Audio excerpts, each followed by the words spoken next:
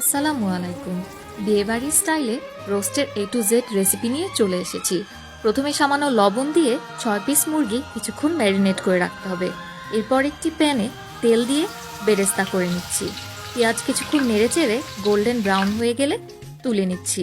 এরপর সামান্য চিনি দিয়ে ভেঙে নিব। এরপর বাকি তেলে 1 টেবিল চামচ ঘি দিয়ে মুরগির পিসগুলো হালকা ব্রাউন করে ভেজে নিব।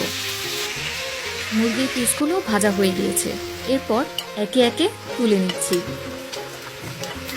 এরপর একই তেলে 4টি এলাচ ও 2 টুকরো দারচিনি দিয়ে কিছুক্ষণ ভেজে এর মধ্যে হাফ কাপ পরিমাণ পেঁয়াজ বাটা, 1 টেবিল চামচ রসুন বাটা, 1 টেবিল চামচ জিরা বাটা, 1 টেবিল চামচ আদা বাটা ও 1 প্যাকেট রাঁধুনি রোস্টের মশলা দিয়ে কিছুক্ষণ কষিয়ে নিচ্ছি।